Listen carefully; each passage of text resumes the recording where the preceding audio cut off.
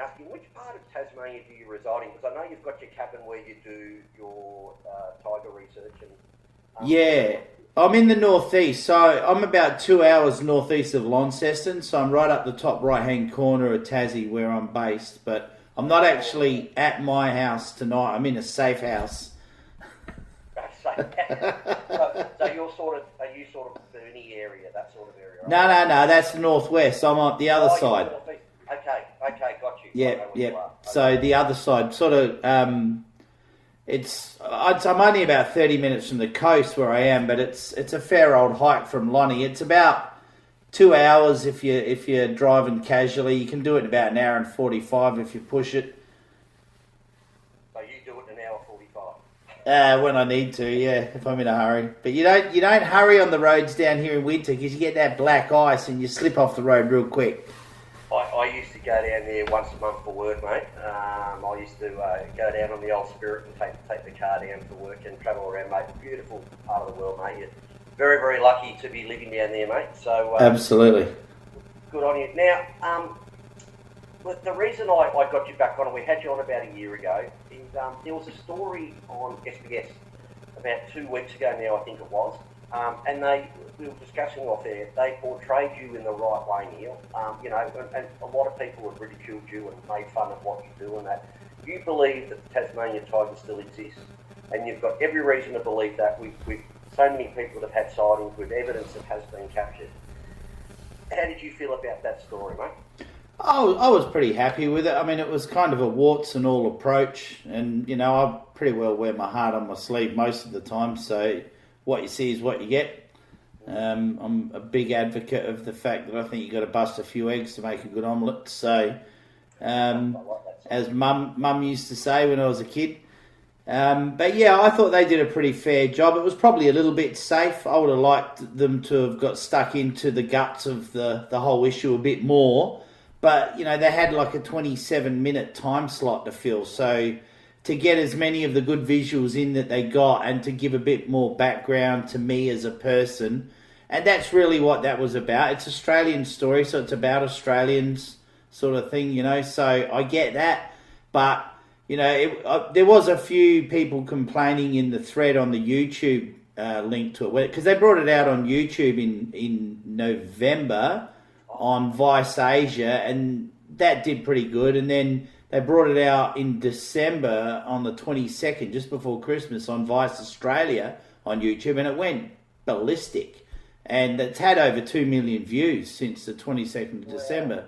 So it did really well. We got stacks of sightings information out of it. So many people came forward with sightings since then. My phone's been in meltdown, and I've been recording interviews ever since, pretty much, on a weekly, if not daily basis. So, in fact, I recorded another one today with a fella who saw one about a year ago on the road between Esperance and Busselton in WA. So, stacks of mainland information coming in. You're in Victoria. We've had 4 sightings in Victoria this year so far, But no, I thought they did a pretty good job. They're a young crew. They're pretty experienced with what they're doing. They know how to edit very well and film well and tell a story well. So I was happy. It was fair. They didn't try and roast me or ridicule me. They sort of went into my life story a bit and tied that in with what I do.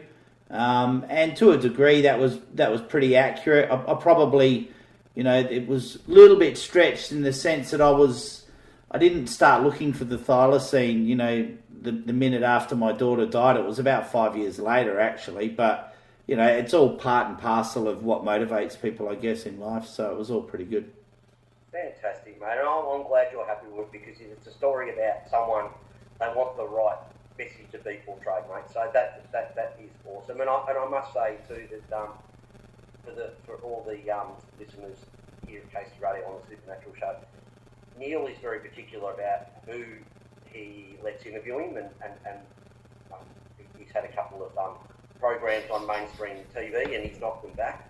And that's why it's an honour that, Neil, you said yes again. So I must have done something right the first time, that you're more than welcome to come back, mate. And I think the key is that, as you know, me and all my listeners, mate, we're believers. We believe in the mysteries, and we believe in the supernatural part of what's going on around the world, mate. And this is it's not supernatural, but it is a mystery that needs an answer.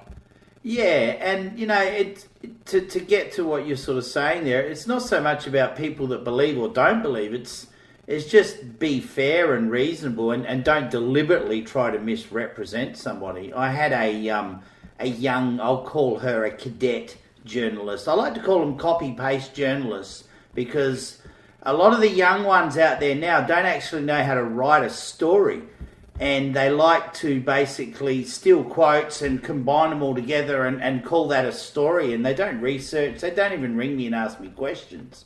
And I had one from the ABC last year who I did about a 2-hour Zoom interview with. And she asked me all these questions and she kissed my bum and made it all shiny. And then she deliberately misrepresented me, lied to her boss.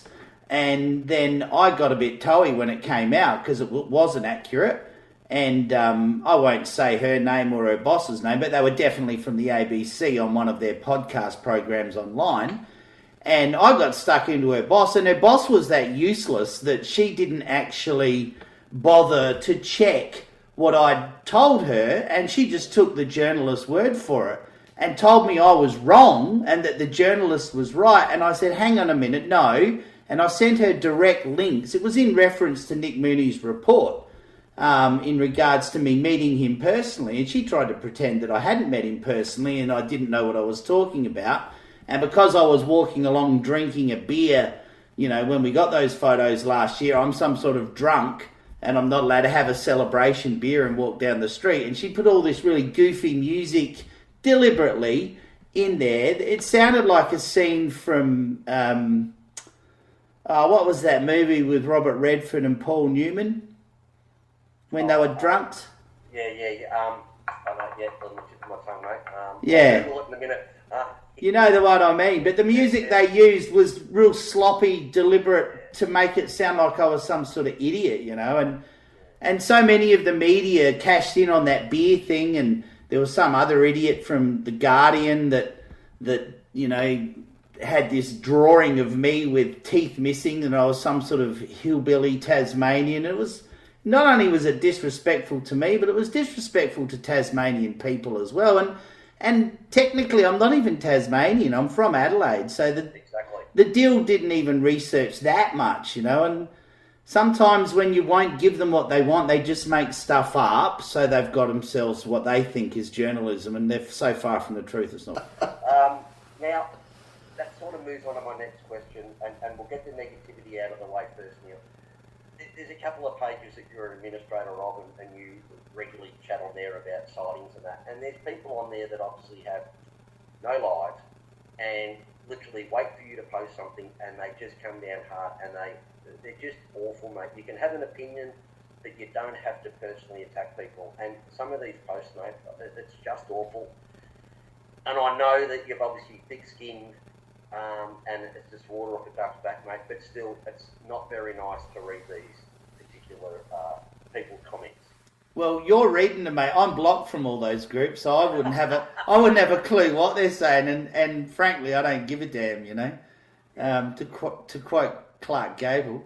But I, as I said off air, I think they're jealous, mate. They're scared of the truth that might come out, because maybe you've found it and maybe they want to find it. Well, look, Shirley Strong got it wrong, mate. Ego is a dirty word. And if you let it get in front of common sense, and let's face it, common sense is endangered now, it's not common, then you can make yourself look like a real tool. And we've all been guilty of that at some point in our careers. I was a singer in bands for 24 years. I've been a tool before, trust me. Something new we didn't know about Neil Waters. Man, that's fantastic, mate. Yeah, used to do... Were you any good, Neil? Oh, we did all right. I was in a Led Zeppelin band for about 16 years, singing that. That was hard yards. But I've done, other sort of cover bands and stuff, and had a go at writing a few songs, and did a CD with about 3.5 songs on it that didn't go anywhere, but it was all fun, But yeah, look, I can take back in the early days when I started all this stuff back in 2014. I used to take it to heart, and I used to try and prove to people that I was right and they were wrong. And, you know, a few years into that, I just sort of started to realise that you can't, you know, you can lead a horse to water, but you can't make it drink. So you either accept that you've got a different view and move on, or you just keep fighting and wasting good saliva on people that you don't need to, or, you know, keyboarding away. So I just don't really care what people think. And I know the person in particular that you're talking about, and he's you know, he's got a rabbit up his bum in a big way over me, whether it's jealousy, whether it's just hatred, whether he's got a mental illness or not. I'm not particularly sure, but he's very unrelenting. He never stops. And at the end of the day, mate, you know, you only make yourself look like an idiot if you can't control yourself in a public forum and nothing but toxic, nasty crap comes out your mouth all the time. Sooner or later, your audience is going to look at you like you're a bit of a moron, and either you'll lose them or they're mental too, and they'll join in and have a great hate session. Who cares? You know, whatever. Yeah, very well said, Neil. I've just heard from one of our lovely listeners, Julie, and she said, was the movie you're talking about The Sting? The Sting, that's it. Thank you, Julie. That was it, The Sting. So that was the type of portrayal that this particularly young cadet from ABC in Sydney tried to put up of me. And, you know, I'll be the first to admit that I don't mind a drink like anybody else who likes to have a beer on a warm day or whatever. But I was on my first can that day and I was kind of excited. So that they really tried to kill the joy, but it didn't work because, you know, I know what we got in those photos. Absolutely, mate. Now, we're just going to move on to the next question, mate, and I'm glad we got that negativity out of the way, which really wasn't negativity, but yeah, we've filled that. Now, you said something before, and this is really interesting, that they call it the Tasmanian tiger. I mean, it's really the Thylacine, but the nickname is the Tasmanian tiger. Why has there recently been more sightings in the mainland than there probably has been Tasmania? Now, had they been there all the time, or do you think maybe when they were in Tasmania, people brought them over as pets, or they did try to introduce them to the mainland? Historically, as far as I can tell from my research and from other people's research that I've been lucky enough to get hold of, they've always been on the mainland. You only have to go on Trove, which is the National Newspaper Archive, online, and type in certain keywords, and whoop, literally thousands of articles will come up from newspapers from the 1800s describing animals that fit the bill of thylacines. And there's a lot of the regional colloquial animals like the Wonthaggi monster, the beast of Butterham in Queensland, the animal as it was known in the southeast of South Australia, the Tantanoola tiger, and the list goes on and on and on. And these go right back to the 1800s. Now, the repatriation theory that some well-meaning naturalists brought some over from Tassie and released them in Wilson's Promontory was meant to have happened around 1912, 1915, somewhere between 1910 and 1920. And there was evidence to suggest they did bring over some Tasmanian animals and release them, but nothing on the ledgers regarding thylacines. And logistically, very difficult when you consider that it's believed the animals pair for life. How are you going to capture two live ones? How are you going to get them in a boat, take them over there, and then unload them from a boat when you don't actually have a port at Wilson's Promontory? How are you going to get this gnarly carnivorous animal into a dinghy and row it across in some sort of cage and let it go on the beach and go there, have a happy time? It's just, it doesn't make any sense. It's a nice story, Paul, but it needs more dragons. Yep, very, very true, mate. And in saying that, when they were alive and people like the last famous one was in the zoo, when it passed, anybody that had any interaction with the Tasmanian tigers, were they aggressive towards humans? Was anybody ever bitten or anything like that? They're known to stalk people and follow them, and the first sighting I had, I was followed by one for about 15 minutes. But no, they're not known to hunt people per se. There's a couple of notes about people being bitten by them, One was David Flea got bitten on the bum when he was in the actual enclosure with that one that was named Benjamin, the alleged last captive one. And then there was a thing in the Australasian Post when I was a kid, and it was from Tassie, and it was an old fella on a property who grabbed one on the tail as it went to jump over his fence to try and stop it, and it bit the tip of his thumb off.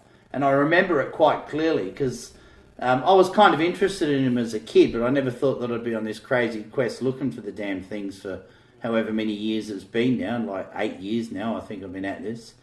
And, you know, the sightings on the mainland, just back to what you asked before, I think there've always been plenty of sightings on the mainland, but the ridicule that popular science historically and the media to a degree have bestowed upon witnesses has been something that's been hard to shake.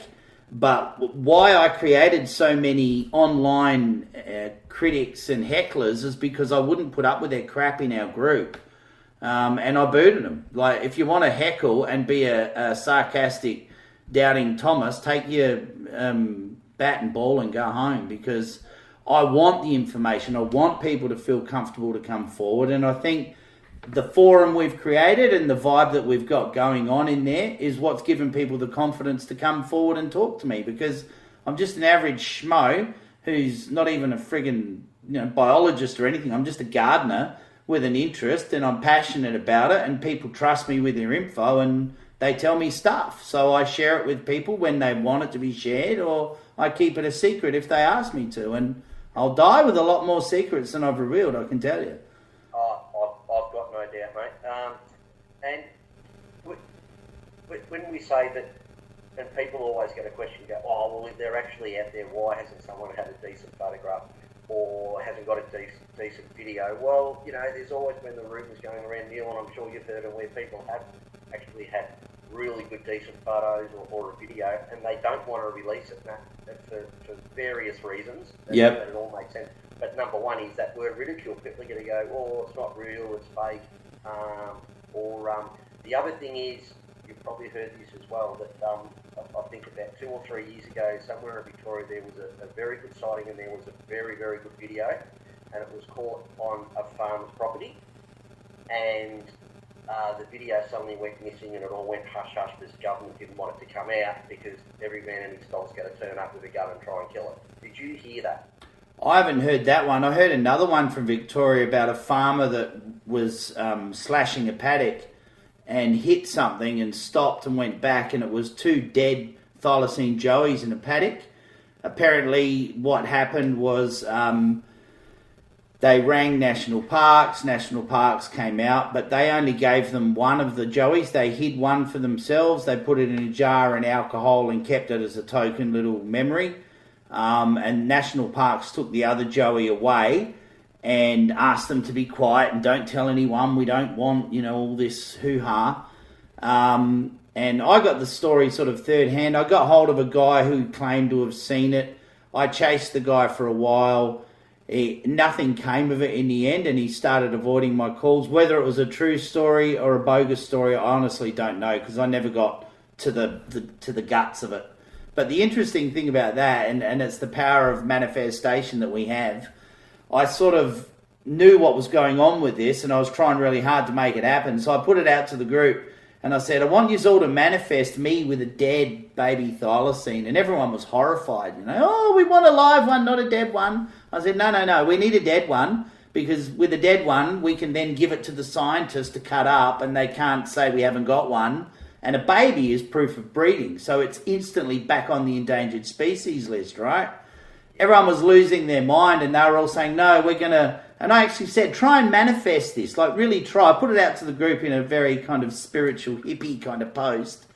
And bugger me, it was only 3 months later, we got those photos, and there was this little baby Joey Thylacine running through. So the group won and I lost. We got a live photo of a baby Thylacine. We didn't get a dead one that I could present to the museum or whatever, but the power of your mind is actually a lot stronger than what people realise. Absolutely, mate. Now, the next question is that some of the photos or what people have seen is they said, hey, I've seen an animal that just resembles a Tasmanian tiger, and its stripes were barely visible or none at all. Do you think evolution over the years that the stripes have maybe just started to fade? No, I think there's variations within the species. Simple as that. I mean, how many different types of kangaroos are there? True. How many different colours have they got? How many types of wallabies are there? Yeah. Some wallabies have stripes, some don't. It's that simple. It's just variation within the species. There could be more than one species. I'll get ridiculed for saying that. I don't really give a shit. But like we find prints that are clearly not dog all over Australia. Now some of them are identical from 4 different states. Some of them are different, but they still don't look like dog prints. They've got that 5th digit sticking out to the side. So that there's a bit of variation there. We've got these little tiny ones that are more elongated from southeast South Australia. They're not fox prints. What are they? Is it dimorphism within the group, or is it subspecies?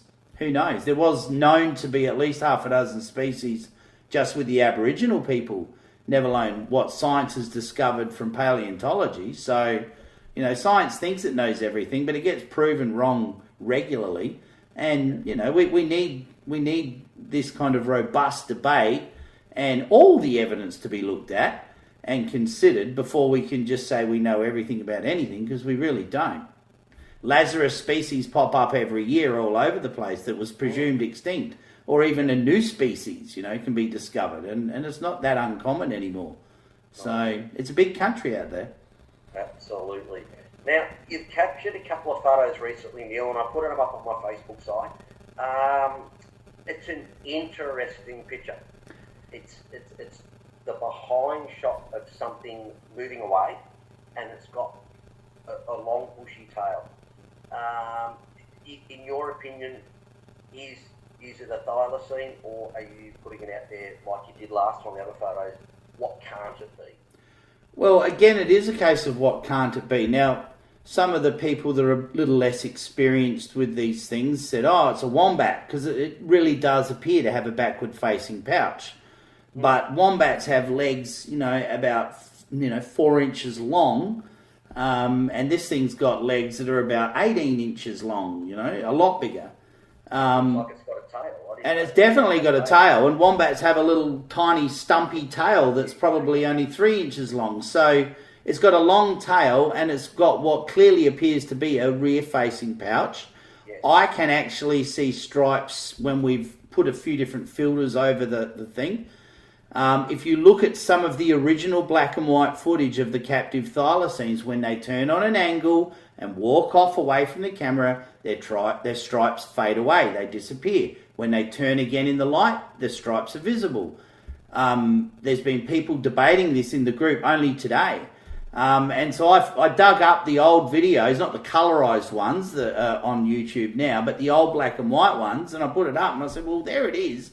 Put it at quarter speed and look at it and tell me if you can see the stripes disappear. Well, the guy found something else to argue about then in regards to the pouch, because clearly I had a point and he didn't want to agree that was okay. Well, maybe you have got a point there. This thing's got a long tail, it's got a backwards facing pouch, it's quite large. I've got several other photos of paddy melons, wallabies going through there. It's clearly not one of them, because it's clearly got a long linear spine and a buffy head that you can just see the jawline of, and it's got 4 legs. It's down on 4 legs running along. What else can it be, Paul? It's either a stray dog with a bum that's dropped 6 inches and its bum's nowhere near where it should be, or it's something else, Now, there's only so many something else's that there is. Everyone's used to seeing these emaciated, skinny, underfed thylacines in these old videos and think that they're all skinny like that in reality, but they're actually not. They're in the wild, they're eating good food, there's plenty of game out where I've got my cameras. They're kind of chubby, the females are anyway, because that one is solid as.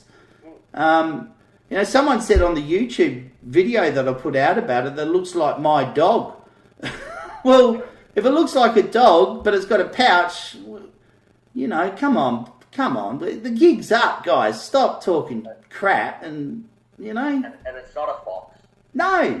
Pretty well, foxes, I believe, are all killed out of Tasmania, and there's only going to be a couple. But foxes don't have that sort of kind of fur, and there's not a fox's tail. So, nah, there hasn't been a reliable fox sighting in Tasmania for hundreds of years, literally. They brought them over, and I don't think they brought females. They only brought males when they did. So I don't think foxes have ever established in Tassie.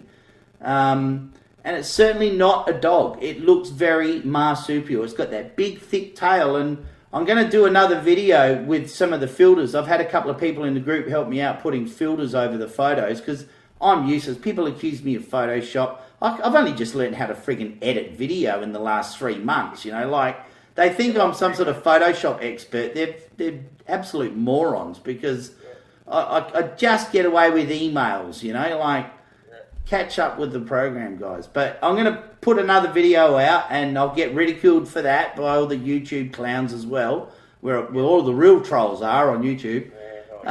But you'll be able to see for yourself, Paul. I'll send you the link to the video. You'll be able to see for yourself. You know, there are faintly visible stripes. It's definitely a four-legged critter. It's got a pouch, mate. It ain't a blob. It ain't an anomaly. There's a friggin' pouch on this thing. Sooner or later, someone that's got some say in the government's going to say, Mr. Waters, we'd like you to come in and have a chat to you, you know, or something. That would be wonderful, Neil. Now, the last thing we're going to discuss before I let you go, mate, and this has really fascinated me. They're looking at maybe getting some DNA of a Tasmanian tiger and cloning it. This is fascinating. Is this at all possible? I think it's a load of crap. For starters, they're not talking about getting the DNA of a thylacine. They're talking about torturing some poor little numbat, taking the DNA out of that because they're 94% the same as the thylacine in their DNA structure, right?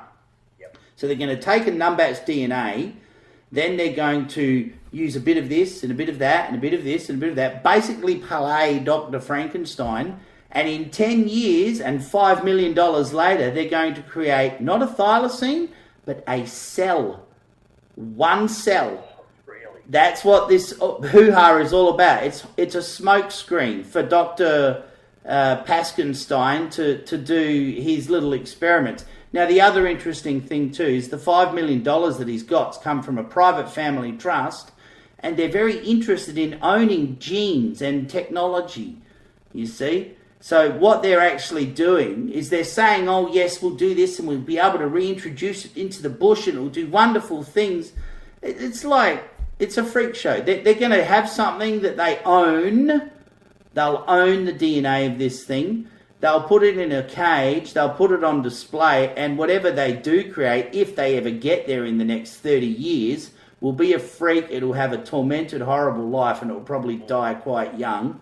And it'll be a repeat of what happened 150 years ago when these poor things were persecuted and shoved in cages all around the world. That's what I think of cloning and Dr. Pask's smokescreen story, how he's going to clone the thylacine from one teeny-weeny microscopic cell. Yeah, good luck.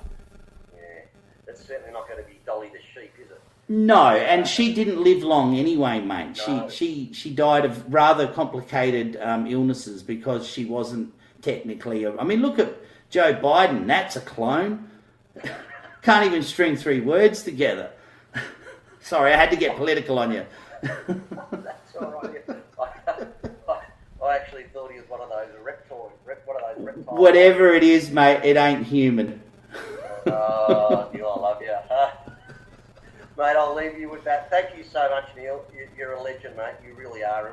And everyone on behalf of all the listeners, mate, we really appreciate you coming on. As I said earlier, you're very particular about, you know, what media outlets you decide to choose, and the fact you decided the Supernatural show here on Casey Radio, mate. We're absolutely delighted. No, it's a pleasure to come on, Paul, and if you want me to come on again in any time, just don't be shy, just sing out. I'm happy to have a chat to you anytime you want. Of course, mate. We won't leave it a year next time. We'll leave it about 3 or 4 months, mate. How's that? And if you capture any other photos, mate, I know that you'll be sharing them. And you want That's to what we do. Give them, mate, more than happy to have you on. No worries, Paul. All the best, mate. Thanks a lot. Take care, mate. Good luck. See you later. Cheers. Bye-bye. Thank you.